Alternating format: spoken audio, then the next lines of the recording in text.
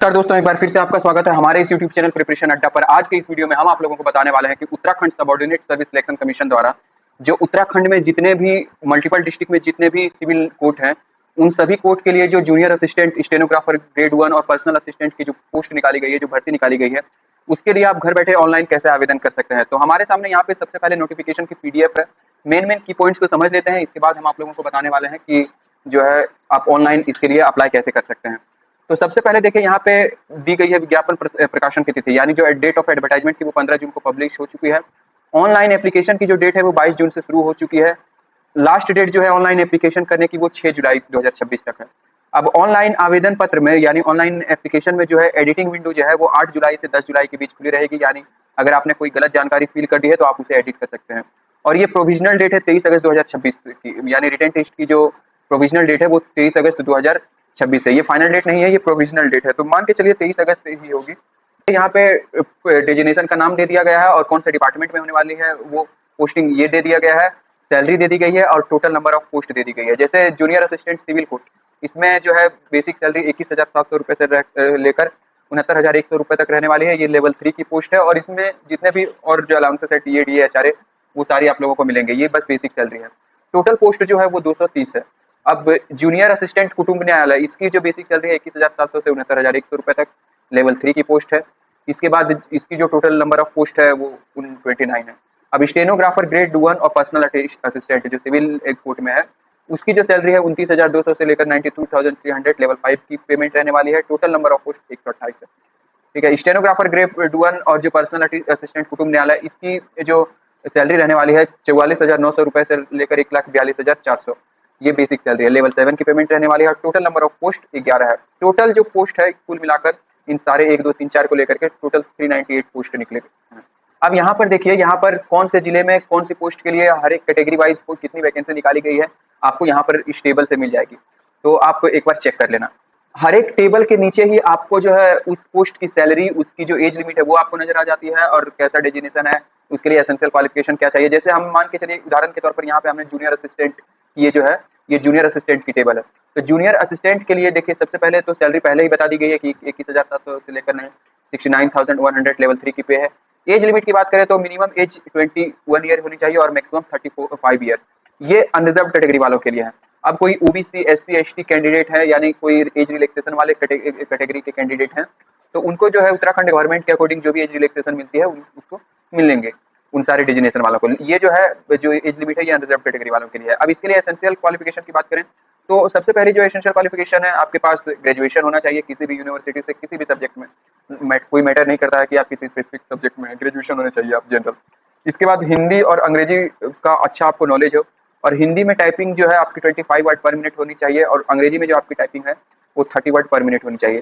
और साथ ही अगर कंप्यूटर चलाने का आपको पास अच्छे ऐसा नॉलेज हो। तरीके से यहाँ पर देखिए, स्टेनोग्राफर ग्रेड 1 और पर्सनल असिस्टेंट की भी जानकारी दे दी गई है कि कौन से डिस्ट्रिक्ट में कितनी जो है पोस्ट है कैटेगरी वाइज। यहाँ पे दे दी गई है कि जो बेसिक सैलरी रहने वाली है 29,200 से लेकर 92,300 लेवल 5 की पे।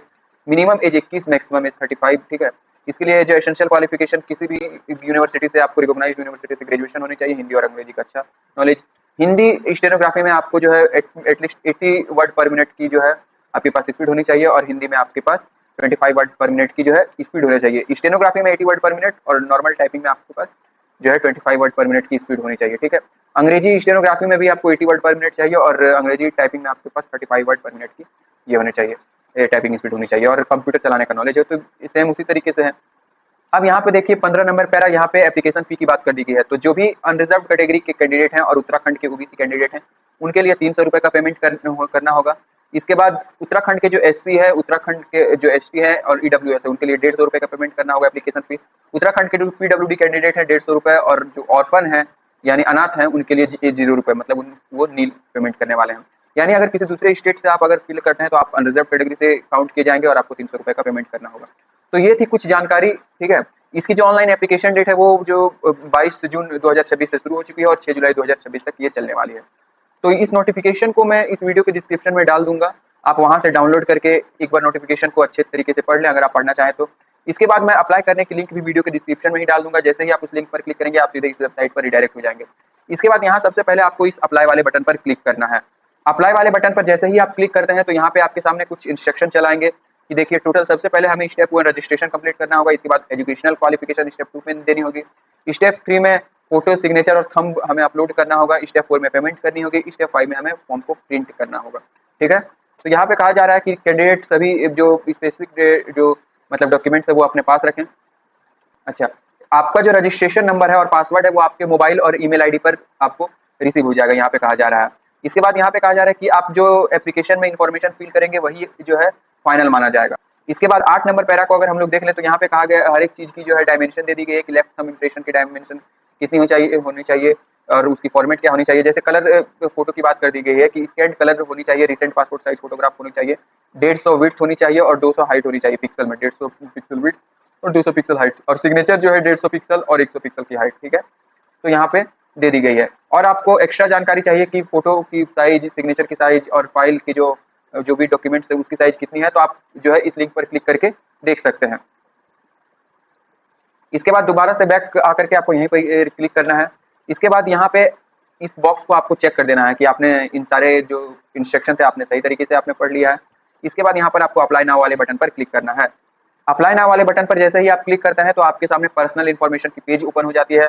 यहाँ पर सबसे पहले कैंडिडेट का फर्स्ट नेम आपको डालना है, इसके बाद कैंडिडेट का मिडिल नेम यहाँ पर आपको मिडिल वाले कॉलम में डालना है, कैंडिडेट का लास्ट नेम आपको यहाँ पे डालना है। तो जो मैंडेटरी है कैंडिडेट की फर्स्ट नेम मैंडेटरी है, मिडिल नेम और लास्ट नेम मैंडेटरी नहीं है, तो अगर आपका मिडिल नेम और लास्ट नेम नहीं है तो आप इसे नहीं डाल सकते हैं। इसके बाद ठीक यहाँ पे कैंडिडेट के फादर का नाम डालना है इस वाले कॉलम में, फादर नेम वाले कॉलम में। यहाँ पे कैंडिडेट के मदर का नाम डालना है मदर नेम वाले कॉलम में। यहाँ से कैंडिडेट की डेट ऑफ बर्थ को चूज कर लेनी है, जो भी कैंडिडेट की डेट ऑफ बर्थ है वो चूज कर लेनी है। डेट ऑफ बर्थ डालने के बाद इस वाले कॉलम में ऑटोमेटिक जो है एज कैलकुलेट होकर चली आएगी कि कैंडिडेट की जो टोटल एज है 1 जनवरी 2026 तक कितनी है।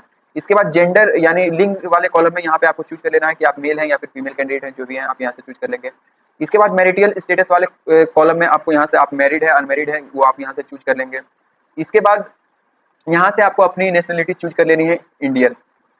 इसके बाद थोड़ा सा नीचे स्क्रॉल डाउन करेंगे, यहाँ पे आपसे पूछा जा रहा है कि डोमिसाइल ऑफ उत्तराखंड, यानी आपके पास उत्तराखंड की डोमिसाइल है, अगर है तो आप यहाँ पे यस करेंगे और डोमिसाइल सर्टिफिकेट का नंबर देंगे और जिस भी डिस्ट्रिक्ट से आपको डोमिसाइल इशू हुई है वो आप यहाँ से चूज कर लेंगे। अदरवाइज उत्तराखंड के अगर आप डोमिसाइल नहीं है तो यहाँ पे नो चूज कर लेंगे। इसके बाद अगर आप कोई गवर्नमेंट एम्प्लॉय है तो यहाँ पे यस करेंगे, अदरवाइज यहाँ पर नो वाले बटन पर क्लिक करेंगे। ठीक है, इसके बाद अगर आपकी सोशल कैटेगरी है तो जैसा कि मैंने पहले ही कहा था कि अगर आप उत्तराखंड से बाहर के हैं तो आपको यहाँ पे जनरल अनरिजर्व कैटेगरी से ही लिया जाएगा, तो यहाँ पे आपको चूज कर लेनी है जनरल अनरिजर्व। ठीक है, इसके बाद थोड़ा सा नीचे आना है, यहाँ पे कॉन्टैक्ट डिटेल्स वाले ऑप्शन पे यहाँ पे सबसे पहले आपको अपनी ईमेल आईडी डालनी है। ईमेल आईडी को दोबारा से यहाँ पे वेरीफाई यानी कंफर्म करना है, दोबारा सेम ईमेल आईडी डालनी है। इसके बाद यहाँ से आपको अपनी मोबाइल नंबर डालनी है। मोबाइल नंबर को डालने के बाद दोबारा से यहाँ पे आपको अपने मोबाइल नंबर को कंफर्म करना है, वेरीफाई करना है। इसके बाद आपको यहाँ पे व्हाट्सएप मोबाइल नंबर डालना है, जो भी आपकी व्हाट्सएप नंबर है वो आप यहाँ पे डाल सकते हैं, हालांकि ये मैंडेटरी नहीं है, व्हाट्सएप नंबर अपने ही भी डाल सकते हैं। थोड़ा सा नीचे स्क्रॉल डाउन करेंगे तो यहाँ पे सबसे पहले प्रेजेंट एड्रेस, आपको सबसे पहले यहाँ पे प्रेजेंट एड्रेस देना है, जो है मतलब एड्रेस लाइन 1 एड्रेस लाइन 2, जिस भी स्टेट से आप बिलोंग करते हैं उस स्टेट को यहाँ पे चूज कर लेंगे। अब उस स्टेट के भीतर जितने भी डिस्ट्रिक्ट हैं, जिस भी डिस्ट्रिक्ट से आप बिलोंग करते हैं वो आप चूज कर लेंगे। अब यहाँ पे आप सिटी टाउन या फिर विलेज जो भी आपका है वो आप यहाँ पे लिख देंगे, आपको जो भी मतलब गाँव का नाम या फिर शहर का नाम या फिर कस्बे का नाम जो भी है। यहाँ पर आप अपना पिन कोड डाल देंगे, जो भी नियरेस्ट पोस्ट ऑफिस की पिन कोड है आपकी उसका पिन कोड डाल देंगे। इसके बाद अगर आपकी परमानेंट एड्रेस और प्रेजेंट एड्रेस सेम है तो यहाँ पर आपको चेक कर देना है, तो यहाँ क्या होगा परमानेंट एड्रेस वाले कॉलम में आपका प्रेजेंट एड्रेस ऑटो फिल हो जाएगा। दोनों अलग अलग है तो इसको यहाँ पे अनचेक ही रहने देना है और यहाँ पे आपको परमानेंट एड्रेस अपनी डाल देनी है। ठीक है, जो भी आपकी परमानेंट एड्रेस है। इसके बाद थोड़ा सा नीचे स्क्रॉल डाउन करना है, यहाँ पर आपको प्लेस ऑफ फिलिंग फॉर्म, जहाँ से आप इस फॉर्म को भर रहे हैं आपको उस जगह का नाम देंगे। जैसे आप अपने घर से भर रहे हैं तो आप अपने जो है गांव का नाम देंगे, अपने शहर का नाम देंगे जहाँ से भी भर रहे हैं। ठीक है, इसके बाद यहाँ पे देखिए थोड़ा सा नीचे आने को कहा जा रहा है, तो यहाँ पे कहा जा रहा है कि आपको पासवर्ड डालना है। तो पासवर्ड देखिए मिनिमम उसकी जो क्राइटेरिया बताई गई है कि मिनिमम 8 कैरेक्टर होनी चाहिए और मैक्सिमम 20 कैरेक्टर की होनी चाहिए। तो इसमें कहा गया कि एक अपर केस लेटर होना चाहिए, एक लोअर केस, एक नंबर होना चाहिए और एक स्पेशल कैरेक्टर जैसे @ हैज एक्सपोनेंशियल डॉलर, ये सारी चीज होनी चाहिए। तो उसके अकॉर्डिंग आप यहाँ पे पासवर्ड बना लेंगे। जैसे कि मैं यहाँ पे नोटपैड ओपन कर लेता हूँ और मैं आप लोगों को एक पासवर्ड बनाकर दिखा देता हूँ। जैसे कि मैंने यहाँ पे देखिए एक पासवर्ड मैंने बना लिया है। तो ये जो जी है ये अपर केस लेटर है यानी कैपिटल में लिखा हुआ है, बाकी सारे लेटर देखिए स्मॉल में है यानी ये लोअर केस लेटर है। इसके बाद ये जो @ है ये स्पेशल कैरेक्टर हो गया और ये न्यूमेरिक हो गया। तो इस तरीके का पासवर्ड आप दे सकते हैं।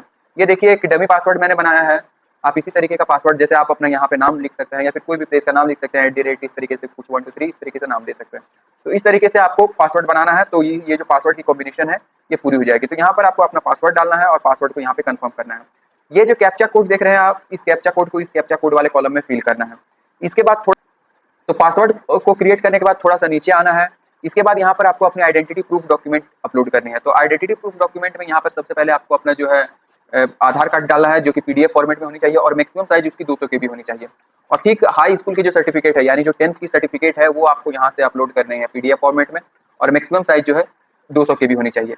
इसके बाद इन सारी चीज़ों को कंप्लीट करने के बाद यहाँ पर आपको चेक कर देना है कि आपने वेरीफाई कर लिया है सारी डिटेल्स को वेरीफाई करने के बाद आपको यहाँ पे सबमिट वाले बटन पर क्लिक करना है। तो सबमिट वाले बटन पर क्लिक करने के बाद हमारे सामने कुछ इस तरीके का एप्लीकेशन लेटर चला आएगा, जिसमें हमारा नाम यहाँ पे नजर आ जाएगा। इसके बाद ये सारी चीज़ें, कुछ इंस्ट्रक्शन हमारे पास नजर आ जाएगी, और यहाँ पे जो हमारा रजिस्टर ईमेल आईडी है जो हमने डाला था वो यहाँ पे नजर आ जाएगी।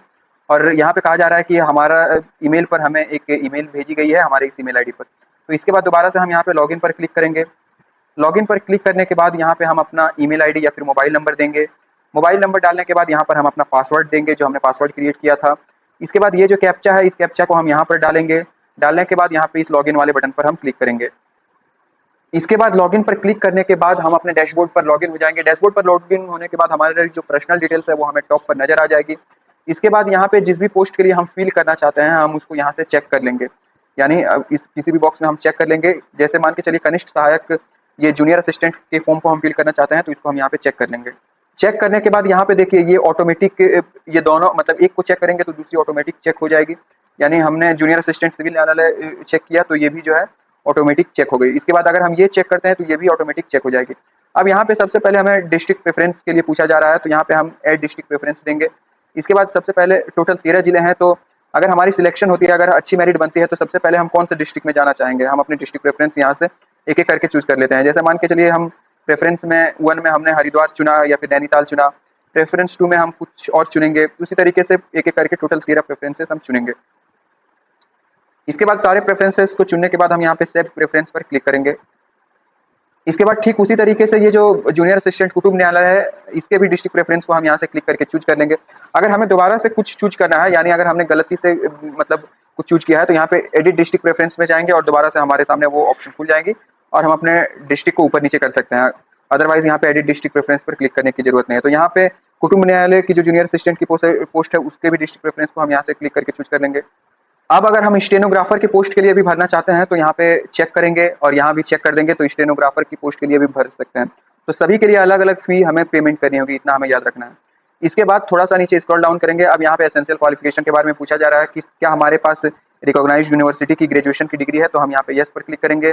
इसके बाद पूछा जा रहा है कि क्या हमारे पास मतलब हिंदी और अंग्रेजी लैंग्वेज का अच्छा नॉलेज है, तो यहाँ पे हम यस पर टिक करेंगे।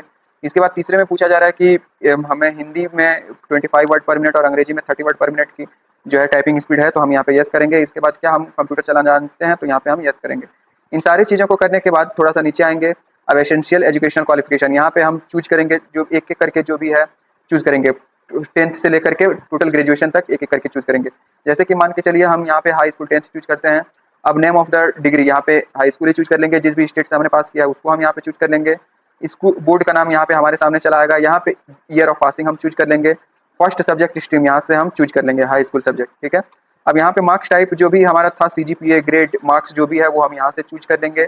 इसके बाद ग्रेड हम दे देंगे कि हमारा ओवरऑल ग्रेड क्या रहा था। इसके बाद ऐड एजुकेशनल डिटेल्स वाले बटन पर क्लिक करेंगे। ठीक उसी तरीके से हमारा ये जो है ये ऐड हो जाएगी। इसके बाद दोबारा से हमें जो है अपने 12th की जानकारी देनी है और फिर ग्रेजुएशन की जानकारी इसी तरीके से देनी है। अब थोड़ा सा नीचे स्क्रॉल डाउन करेंगे। अब यहाँ पे सबसे पहले एग्जाम सिटी प्रेफरेंस हमसे पूछा जा रहा है, तो एग्जाम सिटी प्रेफरेंस हम यहाँ से चूज कर सकते हैं कि हम कौन से जिले में अपने एग्जाम सिटी को रखना चाहते हैं। इसके बाद दूसरे प्रेफरेंस को हम यहाँ पे दे सकते हैं कि कौन से ये में हम देना चाहते हैं। इसके बाद यहाँ पे पूछा जा रहा है कि हमारे ऊपर क्रिमिनल केसेस कोई पेंडिंग है क्या, तो अगर है तो यहाँ पे हम यस करेंगे और उसकी पूरी डिटेल्स देंगे, अदरवाइज यहाँ पे नो पर क्लिक करेंगे। अब यहाँ पे पूछा जा रहा है कि क्या हम किसी भी कॉम्पिटिटिव एग्जाम जैसे उत्तराखंड SSC SSSC या फिर अदर सब ऑर्डिनेट सर्विस किसी भी जो है एग्जाम से हम ब्लैक लिस्टेड किए गए हैं क्या, अगर किए गए हैं तो यहाँ पे यस करेंगे और उसकी जानकारी देंगे, अदरवाइज नो पर क्लिक करेंगे। इसके बाद थोड़ा सा नीचे यहाँ पे हमें ID प्रूफ चूज कर लेनी है। तो ID प्रूफ में हमें सिर्फ एक ही चीज़ मांगी जा रही है, आधार। तो यहाँ पे हम आधार चूज करेंगे, आधार का नंबर यहाँ पे हम देंगे ID प्रूफ के रूप में। इसके बाद इस नेक्स्ट वाले बटन पर हम क्लिक करेंगे। अब नेक्स्ट पर क्लिक करने के बाद हम यहाँ पे अपलोड रिक्वायर्ड डॉक्यूमेंट वाले ऑप्शन पर चले आएंगे, सेक्शन में चले आएंगे। अब यहाँ पे हमें सबसे पहले अपना फोटोग्राफ अपलोड करना है। तो देखिए फोटोग्राफ की साइज बता दी गई है कि फोटोग्राफ की विड्थ 150 पिक्सल की होगी और हाइट जो है वो 200 पिक्सल की होगी। इसके बाद यहाँ पे सिग्नेचर अपलोड करनी है। तो देखिए उसकी विड्थ बता दी गई है 150 पिक्सल और हाइट 100 पिक्सल। ठीक उसी तरीके से लेफ्ट थंब इम्प्रेशन यहाँ पे बता दी गई है कि 150 पिक्सल यहाँ पे जो है विड्थ होगी और 100 पिक्सल यहाँ पे हाइट होगी। तो यहाँ पे एक एक करके चूज फाइल पर क्लिक करेंगे और सारी चीज़ों को अपलोड करेंगे। इसके बाद यहाँ पे सेव फोटो वाले बटन पर क्लिक करेंगे, सेव सिग्नेचर वाले बटन पर क्लिक करेंगे, सेव लेफ्ट थंब वाले बटन पर क्लिक करेंगे। अब फोटो सिग्नेचर और लेफ्ट थंब इम्प्रेशन को अपलोड करने के बाद यहाँ पे सबमिट वाले बटन पर आपको क्लिक करना है। इसके बाद सबमिट वाले बटन पर जैसे ही आप क्लिक करते हैं तो आप प्रीव्यू वाले पेज पर चले आते हैं। तो आप जो है स्क्रॉल अप डाउन करके अपने पूरे प्रीव्यू के देख लेते हैं। इसके बाद जो है यहाँ पे आपको डिक्लेरेशन वाला पेज सबसे नीचे मिल जाता है। यहाँ पे जो है पहले बॉक्स को चेक कर देना है और दूसरे बॉक्स को भी चेक कर देना है। ये सारी चीज़ें करने के बाद यहाँ पे सबमिट वाले बटन पर हमें क्लिक कर देना है। सबमिट वाले बटन पर जैसे ही हम क्लिक करते हैं हम पेमेंट गेटवे वाले पेज पर पहुंच जाते हैं। तो यहाँ पे 2 पेमेंट गेटवे है, किसी भी एक पेमेंट गेटवे को हम चूज कर लेंगे। इसके बाद प्रोसीड सिक्योरिंग पेमेंट इस वाले ऑप्शन पर हम क्लिक करेंगे। इसके बाद यहाँ से हम कोई भी मोड चूज कर सकते हैं कि card, UPI, QR, net banking, wallet, जिस भी मोड से पेमेंट करना चाहते हैं। जैसे कि हमने जनरल कैटेगरी से फिल किया था तो हमें 300 रुपीज़ का पेमेंट करना होगा। तो कोई भी मोड हम यहाँ से चूज कर लेंगे। मोड चूज करने के बाद देखिए यहाँ पे हमें मतलब कन्वीनियंस फीस 11 रुपये 80 पैसे यानी टोटल 12 रुपये लगने वाले हैं। तो 312 रुपये का पेमेंट करना होगा। तो यहाँ पे जनरेट यूपीआई क्यूआर इस पर हमें क्लिक करना है। हमारे सामने यहाँ पर क्यूआर कोड ओपन हो जाएगी। इसको स्कैन करके हम 300 रुपीज़ का जो है पेमेंट कर देंगे। पेमेंट करने के बाद दोबारा से हम इसको लॉगिन करेंगे और लॉगिन करने के बाद हम अपने जो है एप्लीकेशन रिसिप्ट को जनरेट कर लेंगे और साथ ही जो पेमेंट रिसिप्ट है वो भी हम जनरेट कर लेंगे। तो आशा करता हूँ कि आपको हमारे द्वारा दी गई जानकारी कि उत्तराखंड में जो सिविल कोर्ट के लिए वैकेंसी निकाली गई है उसके लिए आप घर बैठे ऑनलाइन कैसे आवेदन कर सकते हैं, ये जानकारी आप लोगों को अच्छी लगी। अगर आप लोगों को जानकारी अच्छी लगी तो हमारे चैनल प्रिपरेशन अड्डा को लाइक एंड सब्सक्राइब करना ना भूलें। साथ ही बेल आइकन को दबाना ना भूलें ताकि आने वाली सारी लेटेस्ट वीडियो की जानकारी आप लोगों तक पहुंचती रहे। धन्यवाद।